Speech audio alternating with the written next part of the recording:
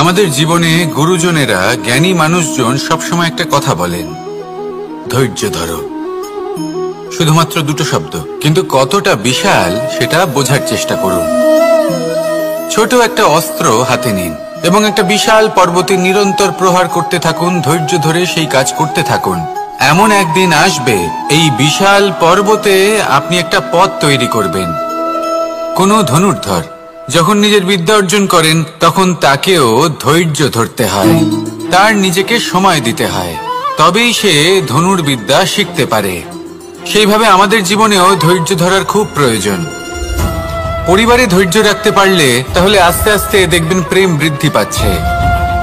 সমাজে যদি ধৈর্য রাখতে পারেন তাহলে আস্তে আস্তে এই সমাজ আপনাকে সম্মান করবে। যদি নিজের জীবনে ধৈর্য রাখতে পারেন তাহলে নিজে থেকেই আত্মবিশ্বাস বাড়বে, নিজের বিকাশ হবে। জীবনে সবই সম্ভব যদি ধৈর্য রাখতে পারেন। হয়তো আস্তে আস্তে হবে, কিন্তু হবে অবশ্যই। শুধু ধৈর্য রাখুন, কারণ ধৈর্যই সব থেকে বড় পুঁজি। আসুন আর আমার সাথে ভালোবেসে বলুন, রাধা রাধা। আমাদের জীবনে যখনই আমরা কোনো বড় দায়িত্বের সম্মুখীন হই, তখন আমরা তার থেকে দূরে পালাই আর এই অজুহাত দিই যে না না, এত বেশি ভার বহন করার যোগ্যতা আমার নেই, আমি করতেই পারবো না। দেখুন, এই সংসারে ভিন্ন ভিন্ন ধরনের গাছ আছে, ছোট গাছ, বড় গাছ, কিন্তু বটগাছের মতো বড় এবং নিবিড় গাছ আর একটাও নেই। সে নিঃস্বার্থভাবে এই সংসারকে সেবা করে যায়, ছায়া প্রদান করে, শীতলতা প্রদান করে। আর যখন এমন সময় আসে যখন তার ওপর বোঝা অত্যন্ত বেড়ে যায়, সে কিন্তু কোনোভাবেই ভেঙে পড়ে না। তখন সে নিজের নিঃস্বার্থ কর্মের ফল লাভ করে, সেই নিঃস্বার্থ কর্ম যা সে করেছে।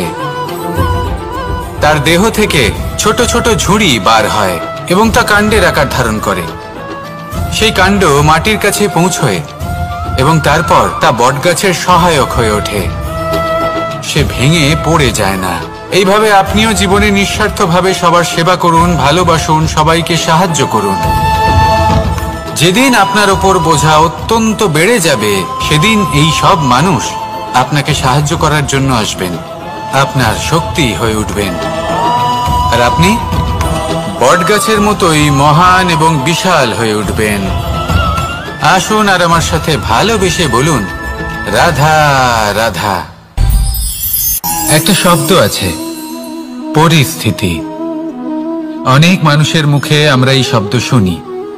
জীবনে যখন অসফল হই, দুঃখ আসে, সংকট আসে, কোনো বিপদ ঘনিয়ে আসে, তখন সমস্ত দোষ আমরা পরিস্থিতির ওপর চাপিয়ে দিই।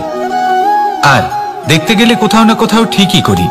এই পরিস্থিতি প্রত্যেক দিনের মতো পাল্টাতে থাকে, কিন্তু এই দিন, এই রাত, এমন কেউ আছেন যিনি এর ওপরেও নিয়ন্ত্রণ সাধন করেন, আর তিনি হলেন সূর্য। ঠিক সেই রকমই আমাদের জীবনেও সূর্য হলো এই মন। যদি এই মনের উপর আমরা নিয়ন্ত্রণ করতে পারি, তাহলে আমরা জীবনকেও নিয়ন্ত্রণ করতে পারবো। প্রথমে এই মনের রাজা হয়ে উঠতে হবে। তাই মনে রাখবেন, যদি মন দুর্বল হয় তাহলে পরিস্থিতি আমাদের সমস্যা বলে মনে হবে। এই মন যদি স্থির হয়, পরিস্থিতি প্রতিস্পর্ধা বলে মনে হবে। আর এই মন যদি শক্তিশালী হয়ে ওঠে, তাহলে যে কোনো পরিস্থিতি আপনার কাছে একটা সুযোগ মাত্র, এমন এক সুযোগ যাতে অগ্রসর হয়ে আপনি মহান হয়ে উঠতে পারেন।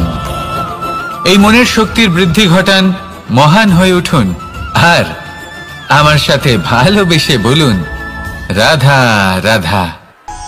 খুব সুন্দর একটা কাহিনী আছে। একবার এক ব্যক্তি নিজের অসফলতার জন্য ত্রস্ত হয়ে সময় দেবতার তপস্যা করতে বসলেন। উনি তপস্যা করলেন এবং সময় দেবতা প্রসন্ন হলেন, মানুষের রূপ ধারণ করে ওনার সামনে প্রকট হলেন। এবার সেই ব্যক্তি ওনাকে জিজ্ঞেস করলেন যে কি এমন আছে যার জন্য আপনি বারবার জয়ী হন আর আমি চিরকাল পরাজিত হয়ে থাকি? কেন এত পরিশ্রম করা সত্ত্বেও আমি সাফল্য লাভ করতে পারি না? তখন সময় দেবতা উত্তর দিলেন যে দিন হোক বা রাত, ঝড় হোক বা ভূমিকম্প, রোদ হোক বা বৃষ্টি হোক, সময়ের সূত্রপাত হোক বা প্রলয়, আমি থামি না, আমি চলতেই থাকি। আর সেই জন্য যিনি থেমে যান তিনি পরাজিত হন, আর আমি জয়ী হই। এটাই আমাদের শিখতে হবে। জীবনে সবসময় চলতে থাকুন, কখনো থামবেন না। হ্যাঁ, কিছুক্ষণের জন্য বিরতি নিতে পারেন, বিশ্রাম করার জন্য, নিজেকে আরো সশক্ত করে তোলার জন্য, কিন্তু থেমে যাবেন না। নিরন্তর কর্ম করতে থাকুন, পরিশ্রম করতে থাকুন, তবেই এই সংসার আপনাকে মনে রাখবে। আসুন আমার সাথে ভালোবেসে বলুন, রাধা রাধা। মানুষ তার জীবনে দুই ধরনের পরিস্থিতিকে খুব ভয় পায়। এক, কোনো কারণবশত কারোর সামনে নত হওয়া। দুই, কোনো কারণে নিজের চরিত্র থেকে, নিজের মূল্যবোধ থেকে বিচ্যুত হওয়া। এবার কেন হয় এরকম যে কথায় কথায় কারোর সামনে নত হতে হয়? কেন বারংবার নিজের চরিত্র থেকে চ্যুত হতে হয়? এরকম কেন হয়? এটা তখনই হয় যখন আমাদের শিক্ষা এবং মূল্যবোধের অভাব থাকে। যদি মানুষের মধ্যে প্রকৃত শিক্ষা থাকে, তাহলে এই সংসারে কোনো সময় এবং কারোর সামনেই নত হওয়ার কোনো প্রয়োজন নেই। যদি মানুষের মধ্যে মূল্যবোধ থাকে, তাহলে তাকে নিজের মূল্যবোধ বা চরিত্র থেকে বিচ্যুত হতে হয় না, তা সে যাই হয়ে যাক না কেন। কোনো বালককে যদি জন্ম থেকেই সুশিক্ষার অধিকারী করা হয়, শিক্ষিত করা হয়, মূল্যবোধের অধিকারী করা হয়, তবে সে এই সংসারে এমন কর্ম করবে যাতে সে নিজেকে, নিজের পরিবারকে, সমগ্র সমাজকে গর্বিত করতে পারে। শিক্ষা লাভ করুন, মূল্যবোধ লাভ করুন, এবং আমার সাথে ভালোবেসে বলুন, রাধা রাধা। আমাদের সকলের জীবনে একটা লক্ষ্য থাকে যেটা আমরা লাভ করতে চাই। ঠিক যেন একটা প্রতিস্পর্ধা বিদ্যমান যে কে সব থেকে আগে নিজের লক্ষ্যে পৌঁছতে পারবে। আর সেই জন্য আমরা সকলেই খুব তাড়াতাড়ি এগোতে চেষ্টা করি, বড় এবং দীর্ঘ পদক্ষেপ ফেলি, যাতে তাড়াতাড়ি নিজের লক্ষ্যে পৌঁছতে পারি। কিন্তু এক অত্যন্ত গুরুত্বপূর্ণ বিষয় আছে, সবসময় লক্ষ্য সামনে থাকবে না, কখনো কখনো তা খুঁজতে হয়। এই যাত্রা খুব কঠিন হতে পারে, আর ঠিক এই কারণেই সবসময় দ্রুত গতিতে চলা বা তাড়াতাড়ি পথে চলা সেটা আবশ্যক নয়। তার থেকেও বেশি গুরুত্বপূর্ণ হলো ভেবেচিন্তে তারপর পথ চলা। যদি ভেবেচিন্তে পদক্ষেপ ফেলেন, চলতে পারেন, তাহলে সেটাই সর্বশ্রেষ্ঠ পদক্ষেপ। কখন কোন দিকে যেতে হবে, কখন কোথায় দিক পাল্টানো যাবে না, কখন গতি বেশি রাখতে হবে, কখন কম, কখন থামবো, কখন চলবো, এই সব কিছুর বিষয়ে জ্ঞান অত্যন্ত গুরুত্বপূর্ণ এবং ভেবে চিন্তে চলতেই হবে। সেই জন্য শুধু তীব্র গতিতে সামনে এগোলে চলবে না, ভাবনা চিন্তা করে এগোতে হবে। আসুন আমার সাথে ভালোবেসে বলুন, রাধা রাধা। পায়েস হলো আমার বিশেষ প্রিয়। এর মধুর স্বাদ মনকে প্রফুল্ল করে তোলে। ছোটবেলায় মা আমার জন্য পায়েস বানাতেন এবং আমাকে বলতেন যে গরম থাকতে থাকতে খেয়ে নে কানাই, ঠান্ডা হয়ে গেলে ভালো লাগবে না। কিন্তু আমিও দুষ্টু ছিলাম, ঠান্ডা হওয়া পর্যন্ত অপেক্ষা করতাম, আর ঠান্ডা হয়ে যাবার পরে মার কাছে যেতাম আর ওনাকে বলতাম যে মা, পায়েস তো ঠান্ডা হয়ে গেছে, এটা গরম করে দিন। তখন মা হাসতেন আর বলতেন যে পায়েস না হয় আমি আবার গরম করে দেব কানাই, কিন্তু এর মধুর স্বাদ, সেই মিষ্টত্ব, সেই সুবাস, সেটা আবার ফিরে আসবে না। কথাটা সত্যি, আর এই সত্যটাই আমাদেরও জীবনের সত্য। আমাদের জীবনের মধুর সম্পর্কগুলি, এতে যখন কটুভাব প্রবেশ করে তখন সেই মিষ্টত্ব ফিরিয়ে আনা প্রায় অসম্ভব ব্যাপার হয়ে যায়। আপনি চেষ্টা করে সেই সম্পর্ক ঠিক করতেই পারবেন, তার জন্য অগাধ পরিশ্রম করতে হবে, কিন্তু আবার সেই মিষ্টত্ব কখনো ফিরে আসবে না। সেই জন্য আপনার জীবনের যে মধুর সম্পর্ক আছে, যতটা সম্ভব চেষ্টা করুন তাতে মিষ্টত্ব বজায় রাখতে। কটুভাব আসতে দেবেন না। আসুন আর আমার সাথে মধুর স্বরে বলুন, রাধা রাধা। শব্দ, শব্দ আসলে কি? শুধুই কয়েকটি অক্ষরের সমষ্টি, নাকি আমাদের বাণী? এই শব্দ এমন এক শক্তি যা কাউকে এই নিজের বশবর্তী করে ফেলতে পারে। শব্দ এমন এক অস্ত্র যা কাউকে ক্ষত বিক্ষত করে দিতে পারে। এই শব্দ হলো একটি নাদ স্বরূপ যা কোনো ঘুমন্ত ব্যক্তিকেও জাগিয়ে তুলতে পারে এবং নিজের লক্ষ্যের দিকে অগ্রসর করতে পারে। শব্দে এত শক্তি আছে যে কারোর মনে এতটা আঘাত দিতে পারে যে সে হয়তো জীবনে আর কখনো এগোতেই পারল না। তাহলে এই শব্দের প্রয়োগ খুব ভেবেচিন্তে করবেন।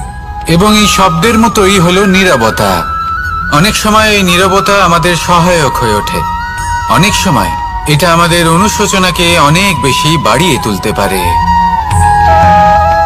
ভীষ্ম পিতামহ, অঙ্গরাজ কর্ণ যখন দ্রৌপদীর বস্ত্রহরণ হচ্ছিল তখন এনারা নীরব ছিলেন। দুর্যোধনের বিরোধিতা করেননি, ওকে বাধা দেননি। আর তারপর কি হলো সেটা আপনারা সকলে জানেন। দেখতে গেলে নীরবতা চুপ করে থাকা, কিন্তু যদি কোনো দুষ্টের সামনে চুপ করে থাকেন, যদি তার বিরোধিতা না করতে পারেন, তাহলে এই নীরবতাই অনেক বড় পাপের আকার ধারণ করে। মনে রাখবেন আর আমার সাথে ভালোবেসে বলবেন, রাধা রাধা। আভূষণ। কার না ভালো লাগে এই আভূষণ? আমরা পরিশ্রম করি, ধন অর্জন করি আর আভূষণ কিনে থাকি, কখনো নিজের জন্য, কখনো বা তাদের জন্য যাকে আমরা ভালোবাসি, বা তাদের জন্য যাকে আমরা সম্মান করি। হয়তো সেই জন্যই সীতা চূড়ামণি ধারণ করেছিলেন এবং আমি সামন্তকমণি। কিন্তু এটাই কি সেই প্রকৃত আভূষণ যা আপনার মূল্য বৃদ্ধি করে? না। শ্রীরামের আভূষণ হলো ওনার নম্র ভদ্র ব্যবহার। মাতা সীতার আভূষণ হলো ওনার সততা, ওনার নিষ্ঠা, ওনার ত্যাগ। অর্জুনের আভূষণ ছিল ওনার একাগ্রতা। রাধার আভূষণ ওনার প্রেম। এই আভূষণ কোথাও নেই, আপনার মনে আছে। যদি আপনার মনে মিষ্টতা থাকে, তা শান্ত হয়, তাতে সততা থাকে, নিষ্ঠা থাকে এবং প্রেম থাকে, তাহলে আপনার অন্য আর কোনো আভূষণের কোনো প্রয়োজন নেই। আপনি যতই ভিড়ের মাঝে থাকুন, আপনার ঔজ্জ্বল্য চোখে পড়বে। আসুন আর আমার সাথে ভালোবেসে বলুন, রাধা রাধা। এই সংসারের সবথেকে বড় সত্যি হলো জন্ম এবং মৃত্যু। কিন্তু আরো বড় একটা সত্য আছে, মিত্র এবং শত্রু, যা আমাদের সকলের জীবনে থাকে। মিত্র সে যে আমাদের সঙ্গ দেয় এবং সংসারের সবথেকে উঁচু শিখরে আমাদের নিয়ে যায়, এবং শত্রু সে যে যে কোনো মুহূর্তে যে কোনো শিখর থেকে আমাদের নিচে ফেলে দিতে পারে।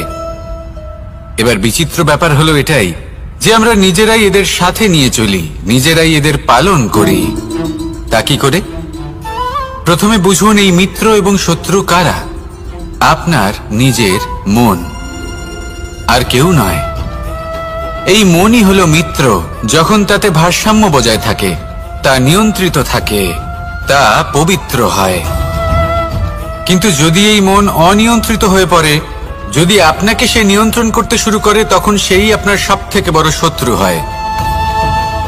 সেই জন্য এই মনের ওপর নিয়ন্ত্রণ রাখতে শিখুন, এতে ভারসাম্য বজায় রাখতে শিখুন। তাহলে আপনি এমন এক বন্ধুকে পাবেন যে আপনাকে এই সংসারের শিখরে পৌঁছে দেবে। আসুন আমার সাথে ভালোবেসে বলুন, রাধা রাধা। ঈশ্বর আসলে কে? সংসারের বেশিরভাগ মানুষের কাছে ঈশ্বর হলেন এই সংসারের রচয়িতা, পালনকর্তা। কারোর কাছে উনি জ্ঞাতা, কারোর কাছে উনি হলেন আস্থার প্রতীক, আবার কারোর জন্য শুধুমাত্র অন্ধ বিশ্বাস। কিন্তু এই ঈশ্বর কি কোনো শরীর, নাকি একটা বোধ, নাকি শুধুই শ্রদ্ধা? ঈশ্বর হলেন তিনি যিনি হলেন আপনার ইষ্ট। সেই জন্যই তো গুরু, মাতা, পিতা এনাদেরও ঈশ্বরই বলা হয়েছে।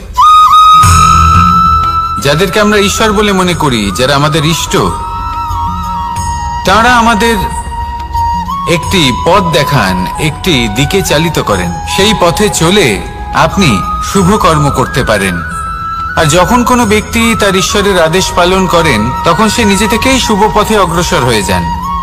বেশ কয়েকজন মানুষ ঈশ্বরের ওপর আস্থা রাখেন এবং ভাবেন যে অনুচিত কোনো কাজ করা উচিত নয়, ঈশ্বর দেখছেন। ওনারা ভয় পান যে কোনো অনুচিত কর্ম করলে কে জানে তার পরিণাম কি হবে। এমন অনেক ব্যক্তি রয়েছেন যারা ঈশ্বরকে বিশ্বাস করেন এবং জানেন যে ঈশ্বর তাদেরকে দেখছেন, তাই যে যে শুভ কর্ম ওনারা করেছেন তার ফল তারা অবশ্যই পাবেন। এবার আপনি ভয় পেয়ে ঈশ্বরকে বিশ্বাস করবেন নাকি বিশ্বাসের দ্বারা ঈশ্বরকে বিশ্বাস করবেন, সেই সিদ্ধান্ত আপনারই। কিন্তু হ্যাঁ, যদি আপনার মনে ঈশ্বরের জন্য কোনো স্থান থাকে, যদি আপনার কোনো ইষ্ট থাকেন, যদি আপনি কাউকে ঈশ্বর মনে করেন যার প্রত্যেক আদেশ আপনি পালন করে থাকেন, তাহলে বলি ঈশ্বর কখনো আপনাকে অনুচিত পথে চালিত করবেন না। আসুন আমার সাথে ভালোবেসে বলুন, রাধা রাধা। এই সংসারে ভিন্ন ভিন্ন ধরনের গাছ আছে, অসংখ্য ধরনের প্রজাতি আছে। কিছু গাছ পাতা দিয়ে থাকে, কিছু ফুল, কিছু ফল।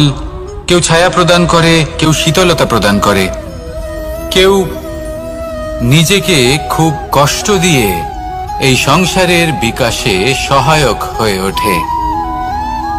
কিন্তু এই সবার মধ্যে একটা বিষয় কিন্তু সমান, এরা প্রত্যেকেই পাতা ছাড়া, ফুল ছাড়া, ফল ছাড়া জীবিত থাকতেই পারে, কিন্তু কোনো বৃক্ষই শিকড় ছাড়া বেঁচে থাকতেই পারে না। এটাই হলো রাধার।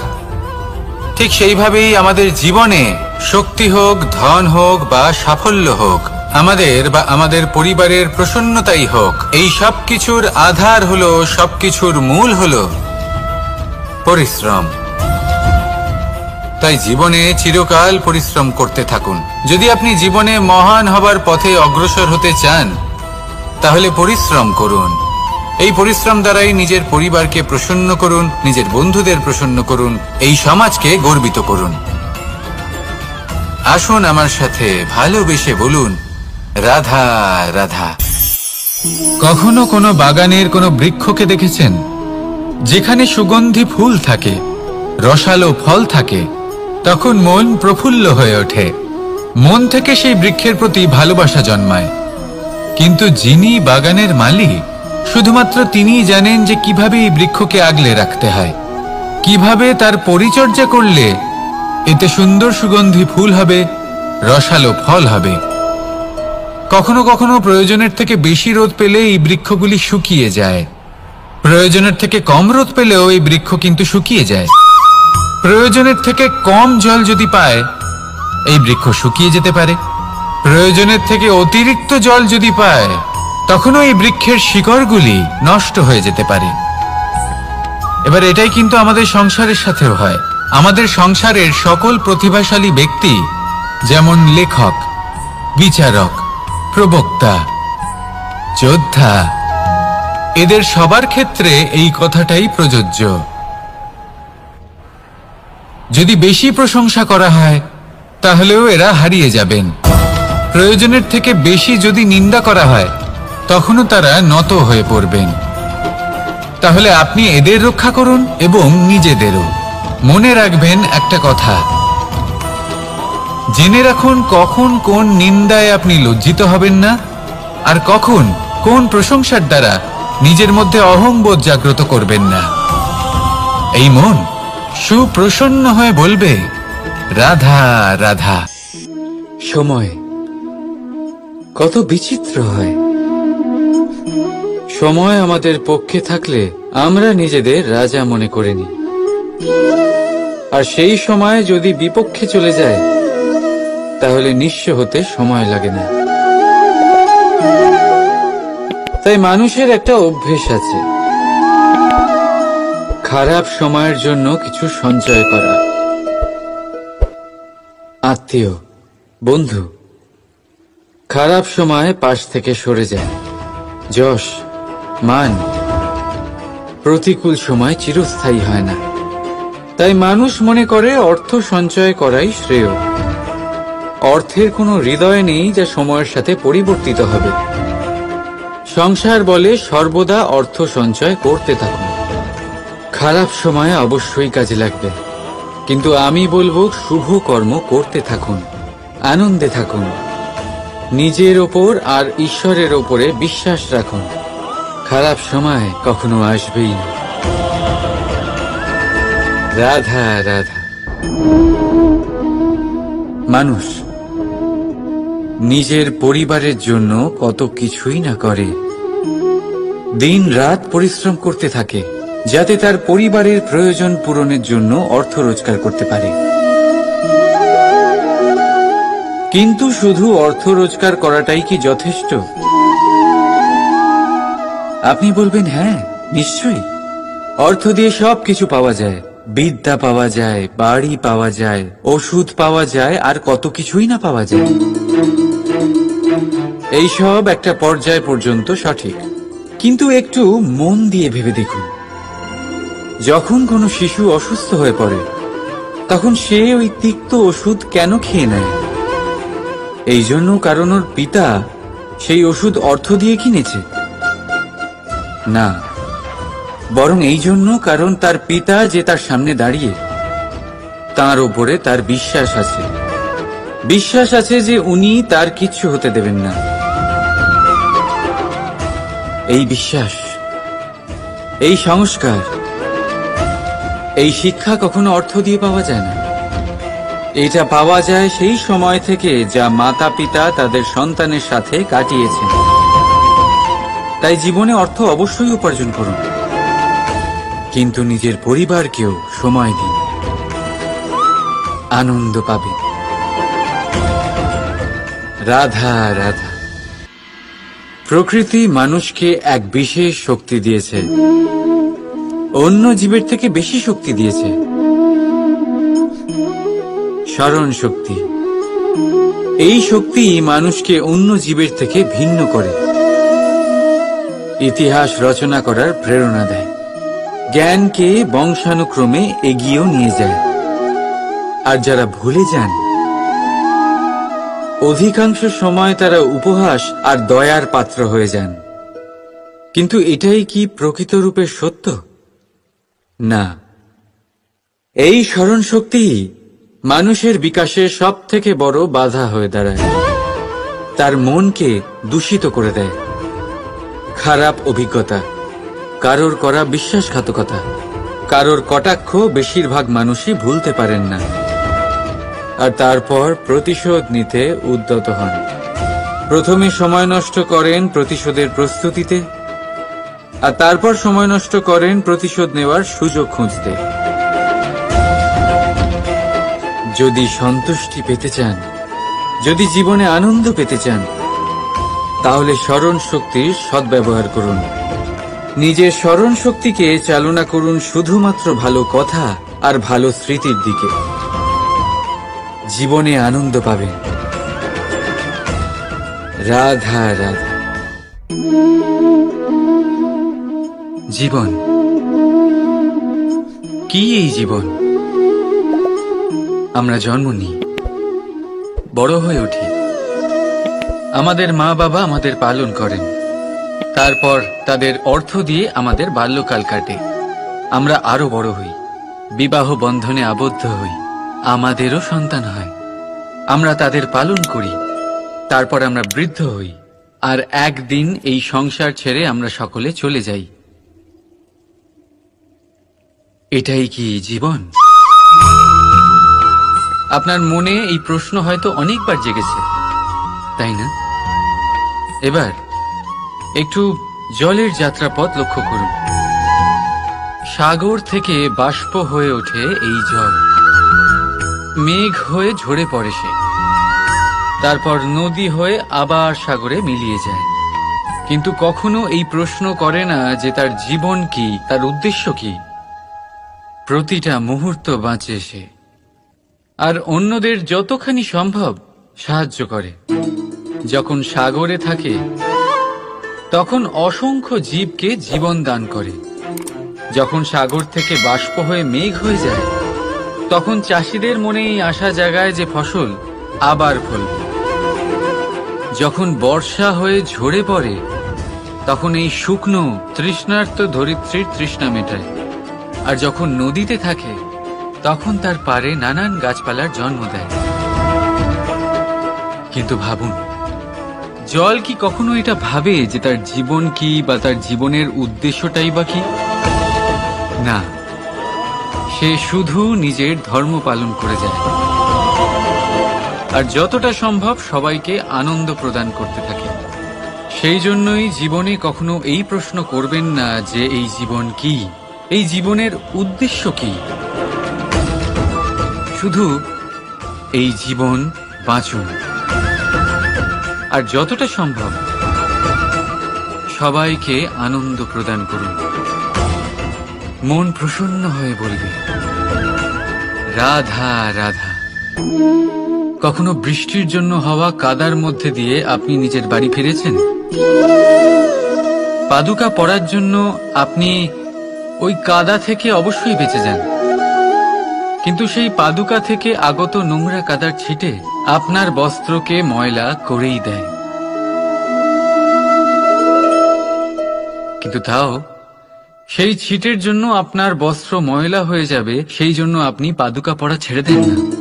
ঠিক সেইভাবেই জীবনে এমন কিছু মানুষও আসেন যারা পাদুকার মতো হন, যারা আপনাকে কাদার থেকে বাঁচিয়ে নেন, কিন্তু বস্ত্ররূপী আপনার মনের উপরে আশঙ্কার দাগ ছেড়ে যান।